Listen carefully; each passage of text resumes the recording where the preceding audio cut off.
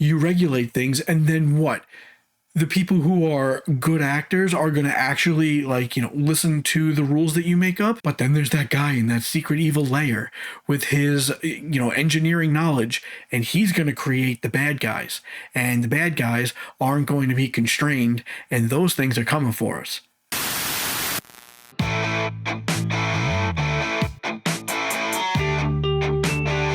Yeah, so CES 2026 just happened recently. I've been looking at all the new robots that have been out. And it just, looking at stuff from when I was younger and looking at what's out now. In the 90s, Terminator 2 came out. And that was, that was the image of every kid my age, how we saw, autonomous robots. And, if you've never seen the movie, basically AI takes control and destroys the entire planet using our own weapons against us, nukes. Eventually they come up, they create these automatons or these robots that destroy us, and they send one back in time, and he has to, kill his father so that whatever stuff it doesn't matter. Basically, though, our vision of what a robot was the T-1000 and then the liquid metal T-2000. But the most iconic vision is the T-1000, which is great, except that the reality of what a robot was back in, the 90s was far from it. And by the end of 2000, the best robot that existed at the time was the Honda Asimo. And there was other iterations that it came out earlier. Around the time Terminator 2 came out, they were working on the Honda P3. All right, so yeah, the Honda Asimo robot. Obviously, this doesn't look like the T-1000, obviously. But, I mean, still, it's pretty impressive. That's in the year 2000, that's what it looked like. So yeah, here we go.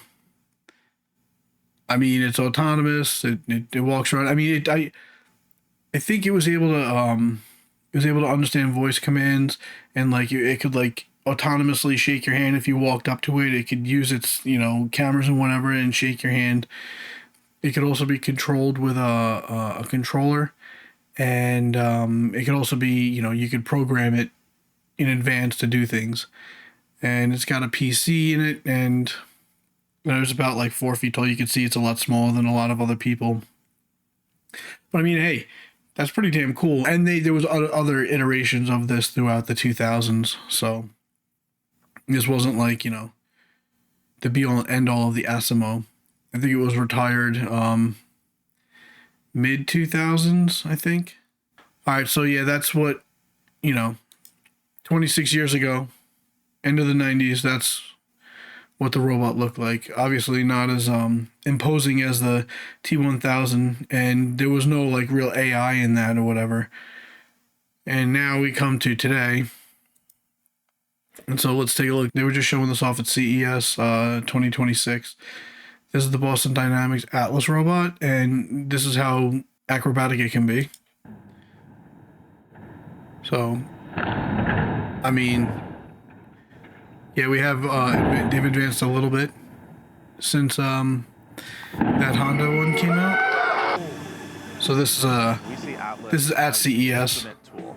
We know that it's going to be going into environments and doing tasks alongside people for a long time. You can see they've been using it. It's nice and dented up. Look at that. And we've designed Atlas to work alongside people and to drop into and out of person-centered environments. Very cool. So that it's a tool.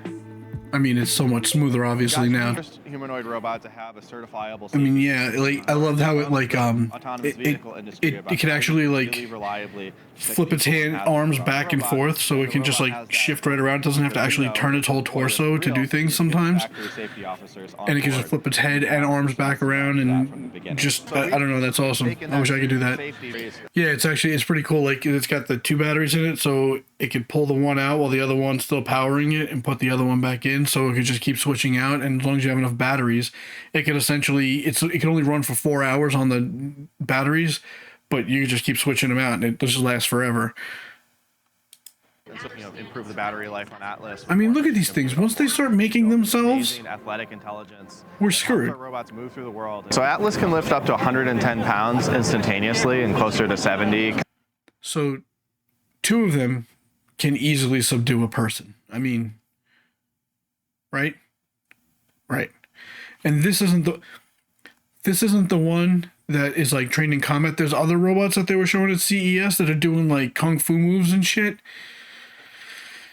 Yeah. So Atlas can lift these really heavy loads. It can operate for 4 hours on its battery life, swap its own battery. Oh yeah. Work continuously. Good. Once this thing learns a skill, Just so we can work continuously. that knowledge base is transferable to all other units in the fleet. Is that correct? So yeah, and they're also going to be a hive mind. So we got these autonomous things that are going to be able to build themselves. They're agile enough basically to do it if we gave them the instructions, it sounds like.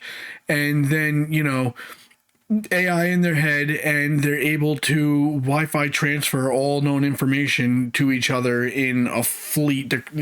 You could have your fleet of robots, and they're going to be cleaning your, you know, building until they decide that it's time for Skynet to go. So we're inspired by the human form, but not limited by it. And that means that Atlas can move faster than a person through different tasks, much more ergonomically. It also helps the robot be a lot more reliable. We don't have any cables flapping around or any cables that are bending. The robot is better than you. And soon it's going to be smarter than you. And soon you're going to be irrelevant. Everybody's always trying to, you know, make the good thing. The problem is that, you know, AI is not perfect, and it hallucinates and it glitches out. I could personally attest to this. And you try to make it, you know, they've already had certain AIs trying to murder the researchers in hypothetical environments, you know, saying that the guy's cheating on his wife and stuff. And now we're plugging the stuff into these things with, you know, full sensory abilities and capability to manipulate the objects in their environment. All right, so yeah, now we're going to get to, right, so the other one was more for like manufacturing and stuff.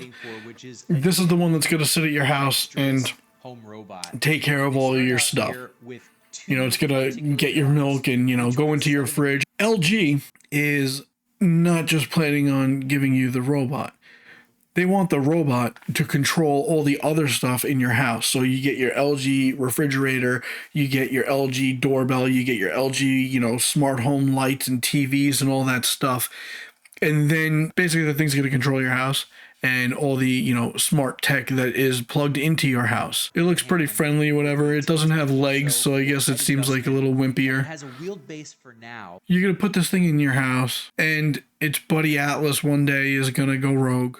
And they're going to link up together. And you're going to have Atlas and CLOi up your ass trying to kill you. It prepares your food and does dishes and does laundry. How many things in this life have humans tried to force to do something and it hasn't worked out very well? All right, so this is just like, if you're at CES and you're walking around right now, this is CES 2026, basically. And yeah, I mean, just take a look. This is what everybody's working on now. So, like, that's the thing. Like, it's not like back in 2000 when Honda had, you know, was working on something or whatever. Now it's every tech company sees that, okay, we're going to take AI and we're going to mix it with these robots and we are going to make the next thing. And both of these techs are coming together, and I'm sorry, they're coming for us. How can you think that our little organic, easily destroyable bodies are going to compete with these things? And then, oh god, this is freaking creepy. Look at this. Look at this. Ugh. And you know what that's all going to be for. Yeah, she's going to be just a companion, right? There's not going to be anything untoward about that. But, you know, it's always been interesting back in, it's always been said, like the reason why the VHS cassette, you know, the VHS tape became popular was from pornography, and, you know, it helped, pornography helped the internet explode and helped DVD sales grow and all this stuff. And you know what's coming, literally. But you know what's going on with this. You know what robots are going to start getting sold to the regular consumer, the retail consumer most, and that's what's going to make all the other things explode. Yes, we obviously want these things to do our dishes. Obviously. We want them to do our laundry. Obviously. But we all know what everybody's really going to want to be doing with these robots. So the ones that look all utilitarian like this are cool, but once they slap the skin on them, that's when, things are going to start heating up. And it's not far off. I mean, they already have the real dolls and stuff like that, obviously, and they have VR headsets, and they have all the tech is there. Everything's just got to be joined together. Oh, here we go. Yeah, see? Should we really be training the robots to do this? I don't know, man. Thing goes rogue and starts kung fuing everybody's ass walking around Times Square or something. That's not gonna go over very well. Oh. Ooh, Michael Jackson.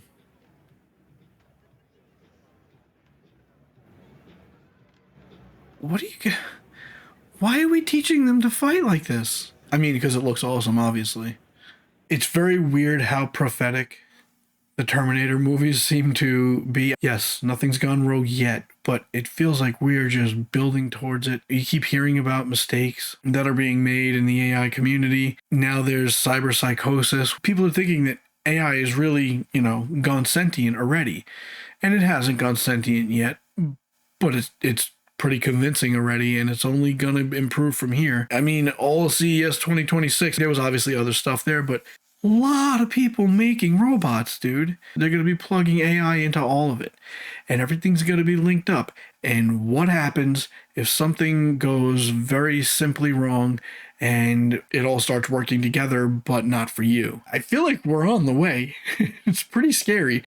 We used to fantasize about this stuff when we were kids, but people who are making these things definitely grew up watching Terminator 2. It's inspired them to actually create those things, but take as many precautions as you want. It's Murphy's Law. Something real bad is going to happen with all this stuff at some point.